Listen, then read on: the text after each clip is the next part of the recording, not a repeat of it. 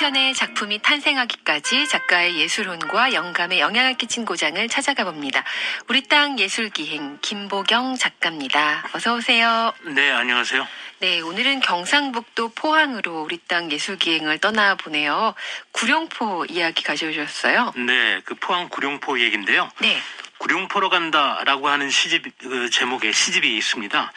이 시집 제목이 좀 매력적이어서 붙들고 있다가 언젠가 소개하리라 아리 마음을 먹고 있었는데 오늘에야 소개를 하게 됐습니다. 이 권선희 시인의 시집인데요. 시인의 고향은 원래 이제 강원도 춘천입니다. 네. 1965년 춘천생인데 1998년에 포항문학이라고 하는 문예지로 등단한 뒤에 줄곧 포항에서 살면서 구룡포와 호미곶 등 포항의 여러 지역을 꾸준히 시에 담아왔습니다. 그 지역에서는 모르는 사람이 없을 정도로 그 활동을 많이 하는 좀 오지랖이 넓은 그런 시인이라고 합니다. 별명이 구룡포 지킴이라고 하네요. 현지에서는 구룡포 찌낌이 이렇게 불린대요. 경상도 방언인데 지킴이의 권선희 시인의 오늘 시를 만나보겠습니다. 네, 이 구룡포는 말 그대로 9마리 용의 전설이 내려오는 곳 아닌가요? 네, 그렇습니다.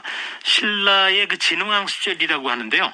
포항 남부와 경주 일부를 포함하는 장기현, 장기군인데 지금 현령 한 분이 이제 있었는데 늦봄에 아마 요즘 같은 시절이겠는데요. 마을을 순시하다가 지금의 그 용주리라고 하는 마을을 지나고 있었는데 갑자기 폭풍우가 몰아치면서 바다에서 10마리 용이 승천을 했대요.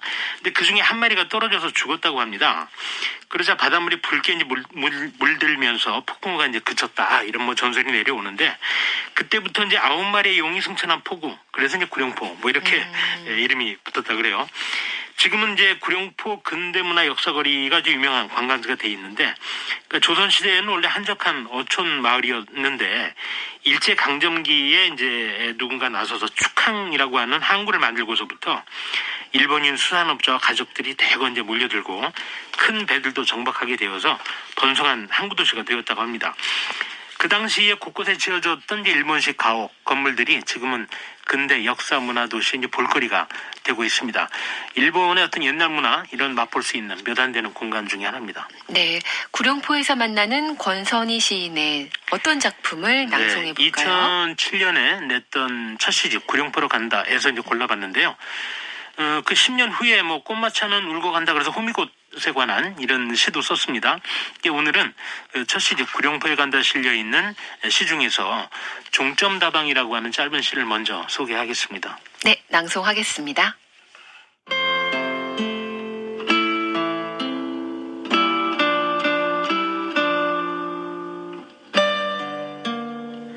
종점다방 권선희.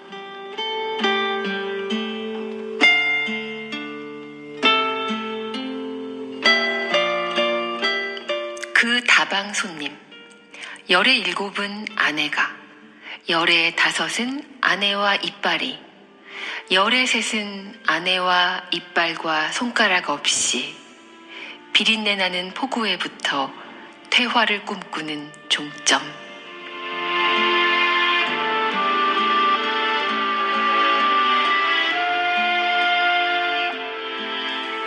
이거 참 씁쓸하고 좀 마음이 아픈데요. 젊은 날에는 만선의 기쁨을 만끽했을 텐데 나이가 들어서 많은 것을 잃어가는 그런 느낌? 네. 이 구준봉 평론가라고 이 시집의 발문에 이렇게 썼습니다. 낭만적 시선에 침식된 바다를 삶의 방향으로 되돌려 놓는다. 바닷가에 태어나고 자란 사람들은 안다. 낭만이라는 헛된 상상 너머에 바다의 그물을 들이우고 고단한 일상을 살아가는 삶이 있다는 것을, 그리고 이국적 정치가 불러일으키는 장엄함의 이면에 죽음의 시면이 도사리고 있다는 것을, 구룡포는 삶과 죽음이 공존하고 노동과 일상이 교차하는 곳, 그곳이 바로 권선희의 시적 공간인 구룡포다. 이렇게 얘기를 하고 있는데 이런 설명이 아마 그 어떤 씁쓸함의 답이 될 것 같습니다. 네. 춘천 출생이고 이제 여성 시인이잖아요. 근데 진짜 포항에서 지내온 그 시간 동안 진짜 예민하게 느끼고 관찰했구나 이런 생각이 좀 들었어요. 네. 다음은 어떤 시 만나볼까요? 예, 다음에 그 삶과 죽음이 교차하는 그런 바닷가 뭐 이런 네. 얘기를 썼다고 했는데 바로 그런 것처럼 제목이 실종이라고 하는 시입니다.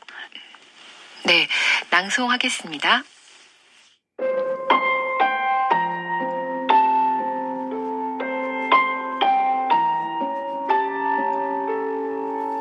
실종 권선희.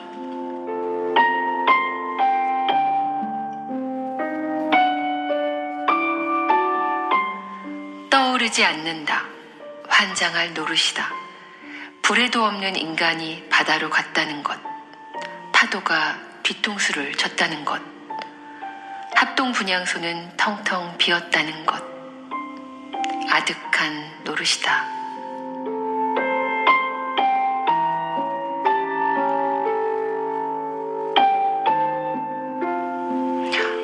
이게 삶과 죽음의 현장을 묘사한 시네요. 네. 원래 이제 시에 보면 연이 이렇게 한 줄 한 줄 이렇게 떨어져 있는데요. 그래서 그 여백에 어떤 그 생각을 담는 이제 그런 시기도 합니다. 이 짧은 시에 삶과 죽음의 철학이 좀 담겨 있다 이렇게 볼 수 있는데 이 시는 지역사회를 미시적으로 탐구하거나 또 바닷길 탐험 같은 그 어떤 인문학 사업에도 적극적으로 참여해서 치열하게 바다를 공부를 했다 그래요. 뭐 예를 들면 목성과 사람들을 이런 책도 냈는데 이 책은 그 2021 생활문화센터 운영 활성화 프로그램 지원 사업 뭐 이런 걸로 제작이 되었다고 하고요. 그 책에는 옛날 구룡포 지역 조선업의 태동 또 목선의 제조 방법, 용왕한테 드리는 기도, 고래잡이 등 어떤 고증된 이야기를 담았다고 합니다. 2009년에는 국토해양부가 주관하는 제1회 해양 영토 대장정 사업에 작가로 참여해서 2,100km를 이제 국내 바다를 여행하고 나서 우리는 한 배를 탔다 이런 제목의 책을 쓰기도 하고요. 뭐 열정적으로 바다를 탐구한 거죠. 이 또 포항이 그 제철의 도시이니만큼 철강 근로자들의 삶과 애환을 그리는 어떤 공연이 있었는데 원소기호 26번 쇠 이야기 뭐 이런 공연 제작에도 참여를 했다고 하는군요. 그러니까 이제 이런 경험들이 바탕이 돼서 시가 이렇게 뿜어져 나온 것 같습니다. 좀 탄탄한 세계를 이루고 있는 것 같습니다. 네, 낭송할 시 한 편을 더 준비하셨죠? 네, 그렇습니다. 그 다음 시인은 구룡포의 한 여성의 이야기를 다뤘는데요. 이 남성들 못지않게 치열하고 고단한 삶을 사는 포구 여성의 삶을 노래한 시입니다.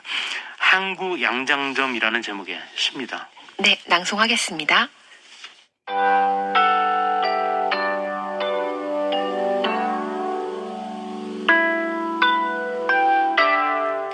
항구 양장점 권선희.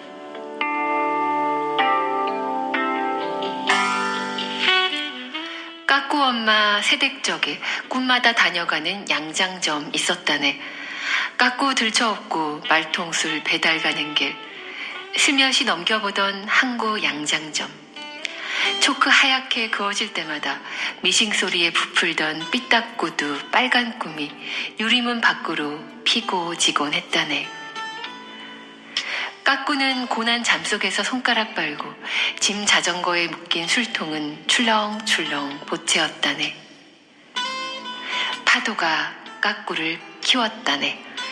항구 양장점 문턱은 낡아가고 해마다 과부꽃은 피고 또 졌다네. 물방울 무늬 원피스에 빨간 구두도 피고 또 졌다네. 항구의 양장점 사라진 후에도 까꾸 엄마 꿈속엔 시침질하지 못한 꿈 연신 드나들곤 했다네.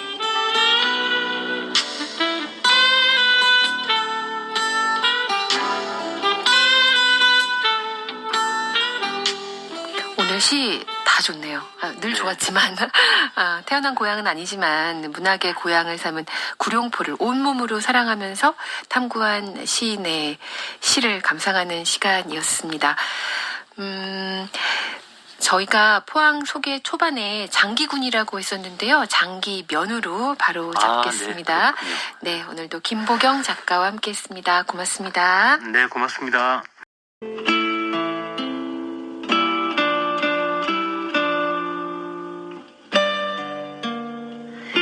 동점 다방 권선희.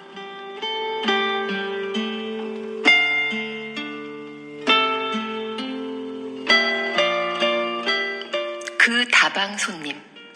열의 7은 아내가, 열의 5은 아내와 이빨이, 열의 3은 아내와 이빨과 손가락 없이 비린내 나는 포구에 붙어 퇴화를 꿈꾸는 종점.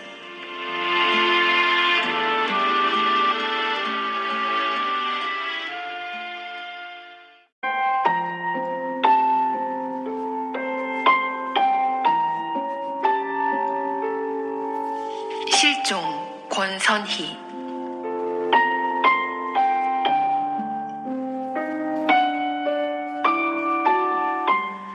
떠오르지 않는다. 환장할 노릇이다. 불에도 없는 인간이 바다로 갔다는 것. 파도가 뒤통수를 쳤다는 것. 합동 분향소는 텅텅 비었다는 것. 아득한 노릇이다.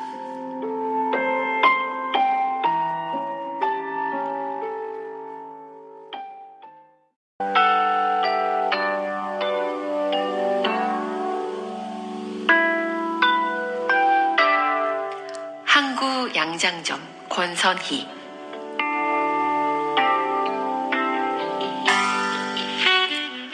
까꾸 엄마 새댁적에 꿈마다 다녀가는 양장점 있었다네. 까꾸 들쳐업고 말통술 배달 가는 길 스며시 넘겨보던 항구 양장점. 초크 하얗게 그어질 때마다 미싱소리에 부풀던 삐딱구두 빨간 꿈이 유리문 밖으로 피고 지곤 했다네. 까꾸는 고난 잠속에서 손가락 빨고 짐 자전거에 묶인 술통은 출렁출렁 보채었다네. 파도가 까꾸를 키웠다네. 항구 양장점 문턱은 낡아가고 해마다 과부꽃은 피고 또 졌다네. 물방울 무늬 원피스에 빨간 구두도 피고 또 졌다네. 항구의 양장점 사라진 후에도 까꾸 엄마 꿈속엔 시침질하지 못한 꿈 연신 드나들곤 했다네.